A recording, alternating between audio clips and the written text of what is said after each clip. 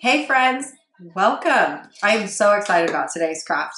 About a couple weeks ago, I was sleeping in the middle of the night, got woken up by a dream around 3 o'clock in the morning, and it was making my own embossing folders. I didn't even own an embossing machine. Yes, my brain is always the cart before the horse. So I was set out on a mission to make my own folders, and then I realized that I needed a machine, so I did end up getting a machine, this like huge Spellbinders embossing machine. The plates are huge. They're 8.5 by 11 by 12 inches. Everything that I talk about and use today, I will link in the description of this video, but I am so excited, y'all. I have been like, I have messed up.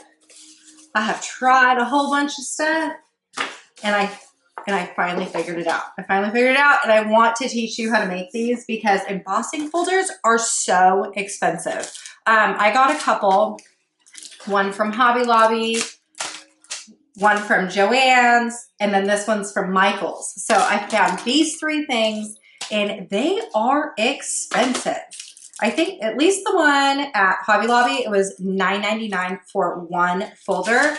And the way I make it, these things right here are less than $1 per folder, per texture plate, or anything else that you would like to call it. That is so cheap. Okay, so you can cut this on the Cricuts, and you also can cut it on your laser cutter. I use the Glowforge to cut this, but I scoured the internet to find a material that will work for both the Cricut and the laser. When I had first thought about making a embossing folder, I had thought, oh my gosh, acrylic. So I have a bunch of clear acrylic at my house, and I just cut, this is 1/16-ish thick acrylic, and I tried it, and it was way too thick. Let me show you. It did like really good impressions on it, but then it was so hard in some areas that we have holes. This is way too much. And I was like, this is a fail. So I don't suggest using clear acrylic.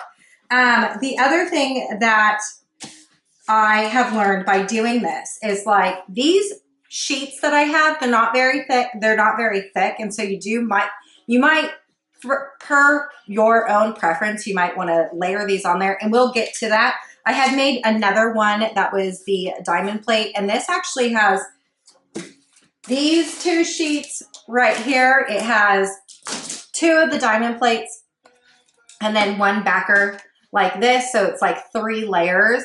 And while this right here, it made super cool impressions. Let me show you right here. Made super cool impressions.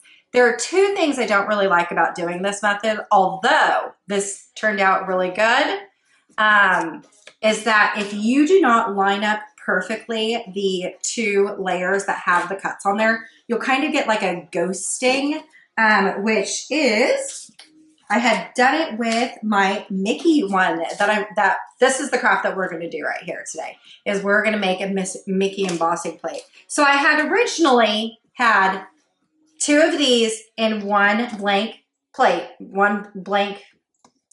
we're going to call this a plate, one blank plate. And I had glued the 2 together and then onto the plate. But then what had happened was my lines weren't lined up very well. It is hard to tell if you don't look very close, but there is some ghosting in places that maybe right here you can tell a little bit, where it's just not a crisp press. So then, let's see here. I have another one somewhere. Maybe not. Let's try it again. Okay. So now what I did is I took the top layer off. Now I just have one layer and then one blank layer. And then we'll take a piece of paper. This is where it's at. Okay. I am loving this machine, y'all. I have not had one of these ever. And so this is brand new craft free, and oh my gosh. Okay, so how we're gonna do this is we're going to take a piece of paper and just lay it down on your sheet, and then take your texture plate, put that on top, then we'll put the other plate And we'll just roll it.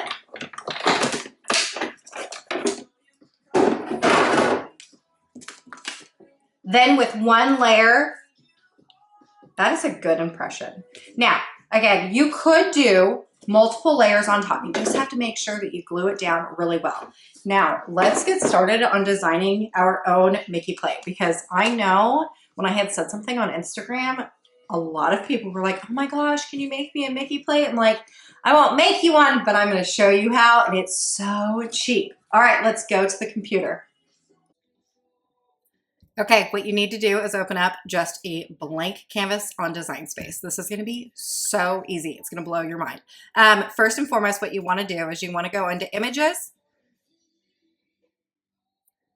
And then after it's done loading, put in Mickey or Mickey head. Just put in Mickey for me. So we have a Mickey head right here.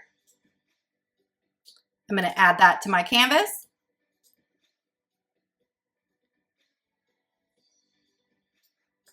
We're going to delete everything,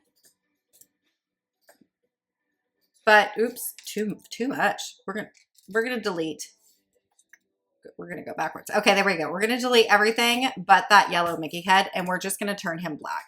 Or we can keep him yellow. Let's just keep him yellow so y'all can see him. Okay, then all you need to do is go into Shapes and insert a square. Now, this next part is just going to be on personal preference, what size you want to make it, you know, how big you want your heads to be or anything else like that. I didn't do any science for mine. I just made a square that is, let me get my rectangle is about 5 by 6. So then unlock up here at the very top, unlock it, and do your width is going to be 5 and your height is going to be 6 if you're doing it my way. Okay, we're going to arrange that to the back. Take your Mickey head and just make him as small or as large as whatever you would like him to be. I didn't want him to be too small, but I didn't want him to be too large. I know that's like scientific method here, but I just kind of lined him up just a little bit. And then you want to copy and paste a whole bunch of them, just one row to make it really easy for you. So if you have 2 Mickeys right there, have one selected, press Shift and click on that next Mickey and then copy and paste that. There you go. And then now that you still have more on your first row right here, all I'm going to do is select what wasn't selected and copy and paste that. You don't have to worry about spacing or making sure that it's hot. It's like all on the same level because I'm going to show you a trick real quick. I feel like it's going to need one more Mickey, so I'm going to scoot these all over. And I'm just going to add one more Mickey over to the right. Now, this is kind of important. Line up your right Mickey and your left Mickey to where you kind of want. You're going to need a border for this, which is, I can show you right here. See how like on mine, there's a border around everything. You're going to want to keep that border. So make sure that there is just a little bit of border on there. Don't worry about the spacing in between everything else because the magic is about ready to happen. Okay, when you get your Mickey lined up kind of where you want it to be, go ahead and click every single Mickey head. Go up into a line, and we're going to align to the top, and then press align again and distribute vertically or horizontally. And it's going to evenly distribute all of your Mickey heads, so that way you don't have to worry about the spacing being off. Go ahead and group that. Then what you want to do is copy and paste that again. And the way that I have mine is I have it staggered. So it's not a whole bunch of straight lines of Mickey heads. So I kind of have it staggered. My hair is all up in this, but you see how it's staggered a little bit. So that's what I'm going to do here is I'm just going to stagger this Mickey for the second row. I'm going to stagger him. And obviously you're going to have this one that's like hanging off. So just ungroup, select that one that's hanging off and delete it. Then go back in and select all the Mickeys in that one row and press group. Okay, with the three that you have, the three individual elements, which is going to be one Mickey row, the second Mickey row, and this rectangle. Press shift and select all three of them and press align one more time and then horizontally. Now we have all of this that we have to fill up. It's going to go real quick here. So what you want to do is the same thing that you did with that Mickey row and how you just copied and pasted and then you kept selecting and then more copy and paste. It's essentially all you want to do. So we're going to press shift on our keyboard and select the both two rows. And we're just going to copy and paste. Again, you do not have to worry about spacing until later, and it's just a press of a button. So we obviously need more. So shift and select the next two rows, copy and paste. We obviously still need more. So we're just going to keep selecting and copy and pasting until you fill up that rectangle. Now, obviously, if you had larger Mickey heads, you're not going to have as many rows. But if you have smaller Mickey heads, then you're going to have more rows. It's just personal preference at this point. Okay, we are going to delete the two that's for sure off. If you want to make your lines a little bit tighter, you can, and you would just scoot this up just a little bit. And then we'll select all of the lines of the Mickey. We'll see how this ends up working out and looking.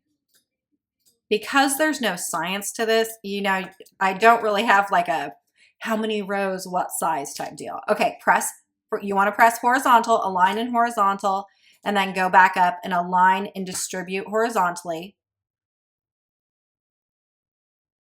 Ooh.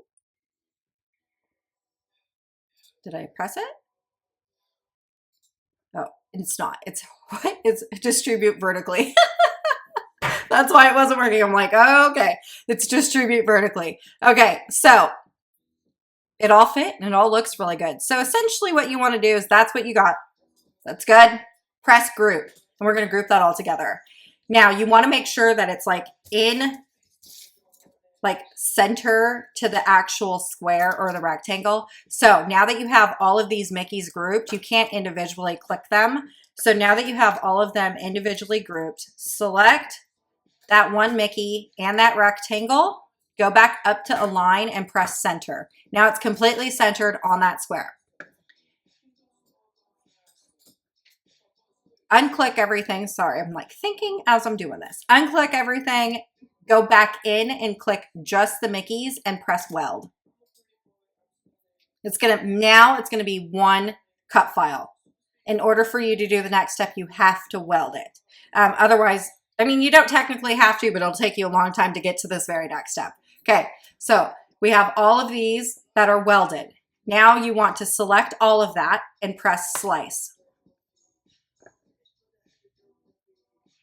You are left with 3 pieces. Just delete everything besides this. This square, which conveniently kind of looks like this, obviously smaller Mickey heads, but you want this. You want the actual square with all the Mickey heads getting cut out. That's exactly what you want. Now, if you wanted to do it the one way that I had shown you, like this with the diamond plate being thicker, you can totally do that, and you would just copy and paste this one right here. Then we also, I forgot to do the back, which is fine. We can fix that real quick, but you also want like a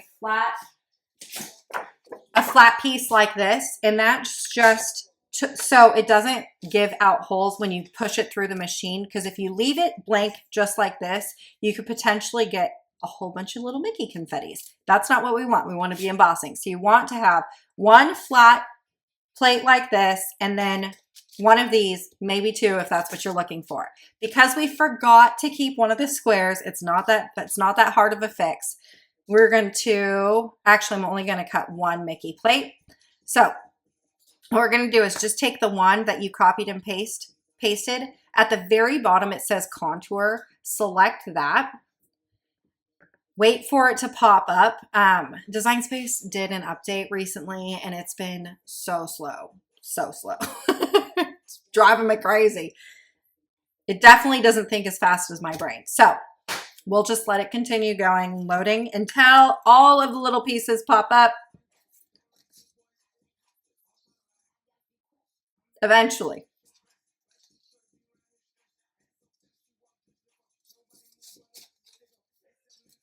Okay, there it is.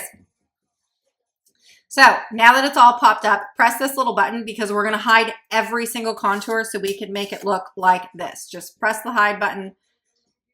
And then all of these will kind of gray out. It's kind of hard to tell, but it is a little bit different. Just make sure when you click it that all of these are grayed out, and then just click out of that box, and now you have just a rectangle. That's exactly what you're looking for. So to complete this project, all you need is one of these and one of these.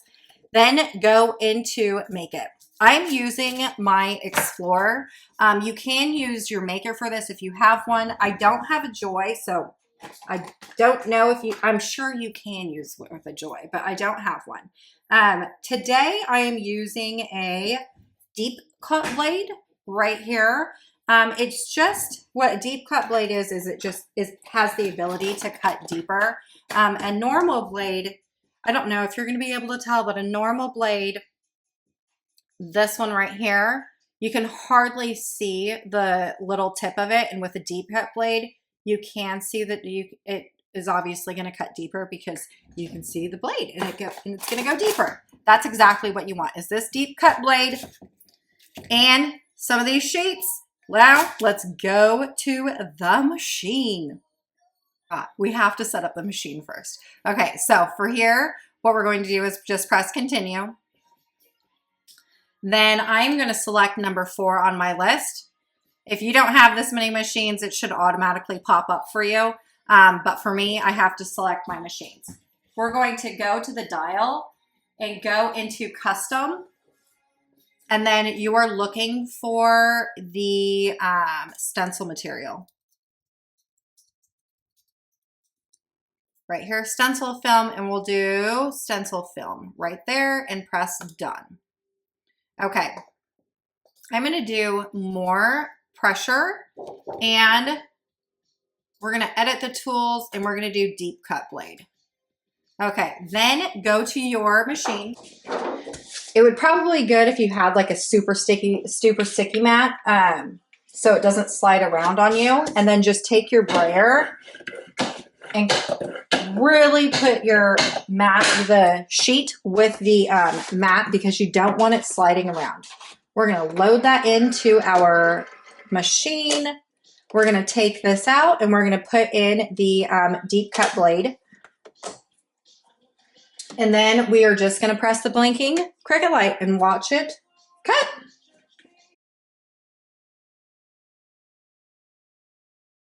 Okay, so quick little trick with the Cricut is sometimes your material or your settings are off or anything else like that.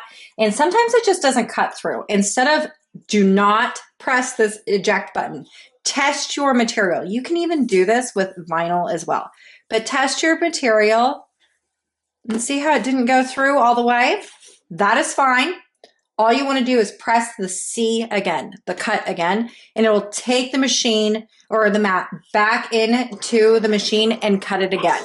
This particular material, it did suggest to cut this 3 times. Okay, we're going to try it one more time. And we're going to lift it up. Still hasn't cut all the way through.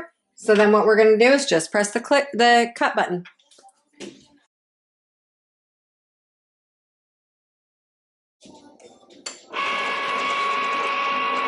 Okay, so let's see if 3rd time is the charm. We're just going to lift this up. No, I feel like it needs one more pass. I can feel that it is like cut through on one. Like it's almost there. Maybe I'll change my blade. Change the blade.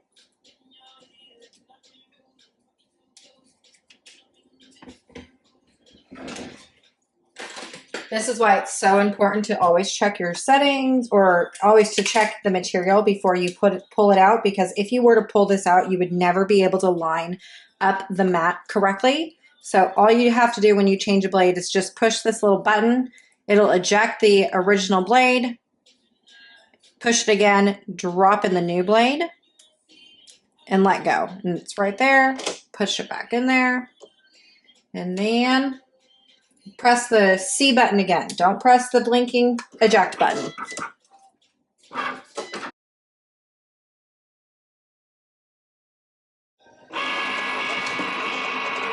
All right, fourth time's a charm, hopefully. I did get my little pick out, thinking maybe we're going to need to use that. Okay, perfect. So I don't know if changing my blade was it or if it just needed 4 times, but this is why you always want to not eject your mat and press the C button if you need it, and always check before you eject. Check before you eject. I love it. And if you're at all curious about the inside of the Mickey ears, since this is peeling off, just take your little hook and go underneath. Oh, yeah, it's coming out. Looking good. Now you can press the eject button. Now we have the finished mat, or the finished embossing plate. Let me move my machine out real quick. We're going to take it off of your mat. Hopefully it just comes right out. If not, a couple of the pieces are sticking. It is fine. We're just going to pop them right out. There we go. Just pop these bad boys right out. It is plastic, so it shouldn't rip or anything else like that, but we're just kind of looping, and now you're getting all these little cute mini or Mickey confetti pieces, plastic confetti pieces. We're just gonna keep plopping them out. Okay, now that you have the 2 pieces and all the little Mickeys cut out, so what you could do is you could stop right here and just leave it like this. I did try it with my Pebble one, and it's a very light emboss. It's really, really, really light. I mean, that's fine if that's the look that you're going for. If you want it thicker, then you're going to want to glue it on top of each other. But if not, you can stop right here if you like this very light look. Again, I have not. So what I'm using is a little bit of super glue. You could use, I have Gorilla Glue, clear Gorilla Glue. The only downfall to that, I am not a patient crafter at all whatsoever. So waiting for glue to dry, it's like waiting for water to boil. I don't like doing that. So if I would suggest Gorilla Glue, just because then like the durability of it, you can bend it. Like this one's the 3 layers, and you can bend it and it ain't gonna do anything. This one I did earlier this morning, and it is still drying, and it was hours ago. So, you know, personal preference on glue as well, but just any type of glue. What you're going to do is, there is always like a front and a back when the Cricut cuts. You can always feel like this one has like a little bit of raised edges. Do that one up. Just take your super glue and go into all of the pieces, you know, just random. We're just adding little drops of glue here, there, and everywhere to make sure that it is going to be stuck onto your blank plate. So now that you have that, just take your blank plate and line it up on top. It doesn't look like a whole lot, but the final effect makes it look amazing. I'm telling you. So cheap too. The wonderful thing about super glue is that it dries so quick.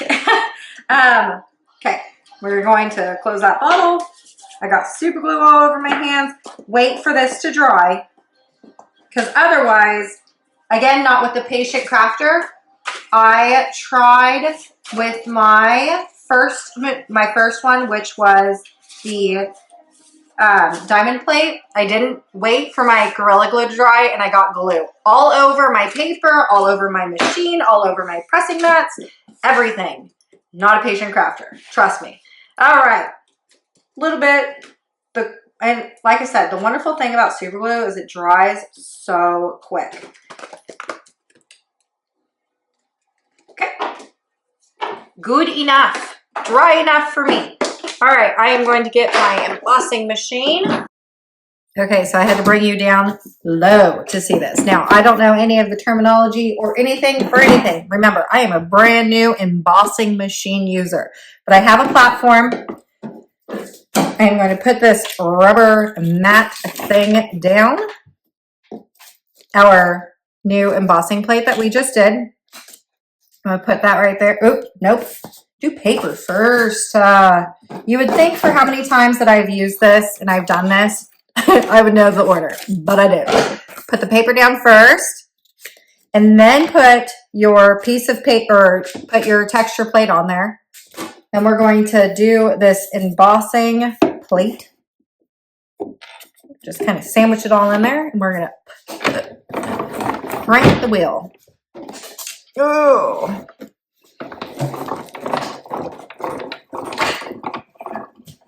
Okay, bring it back over. Open this up. We're going to take the plate, the new texture plate off. The glue was not dry, so now I have glue all up on my rubber mat. But then look. You see that? Now this is glue. But look at that texture that's in there, and it's Mickey heads. Oh my word. How stinking cute is this? So, like I said, the glue's not dry, which is obviously why we have the shininess of it, but you get the picture. Wahoo! We have a texture plate that you created with your Cricut. And you're like, wait a minute, I don't want to do this on the Cricut. I want to do this on my laser cutter or my Glowforge. Don't worry, I got a hack for you. All right, go into done because we are done with our Cricut. Okay, I'm going to delete that or drag it over, and I am going to turn this into black. And you want to take a screenshot for the Macs. It is Command-Shift-3 to do the screenshot. This little box will pop up. Then we just want to make this super tight. All you're doing is cropping it and press done. Then it'll save it to your desktop or wherever it goes. We're just going to make that a little bit smaller. And then we're going to open up a new tab, and we're going to do Svg Converter. Don't worry, it'll be in the description box. The link will be in the description box for you. And we're going to go to Online Svg Converter. Is this the one that I'm using? It is. I use two, obviously. No. Okay. So it is the Online Svg Converter. All you're going to do is you're going to then choose your file. We'll go into desktop right here and press upload.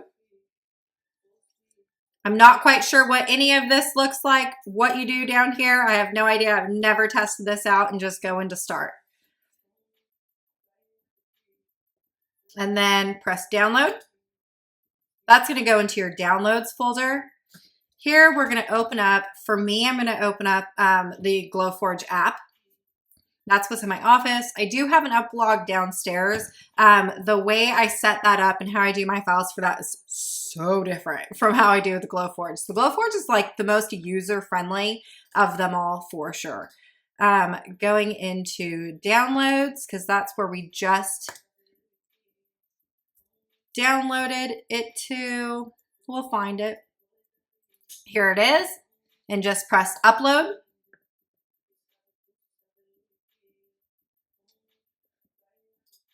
Okay, we're gonna make this smaller. Go in. I'm just gonna click medium. Okay, right now it's set to engrave. Go over into engrave and press cut. And now you have your cut file that you just created in Design Space now into the Glowforge, and now you can cut it. To get that square, if you wanted that square, repeat the same process going into Design Space, making this black, doing a screenshot of that rectangle, cropping,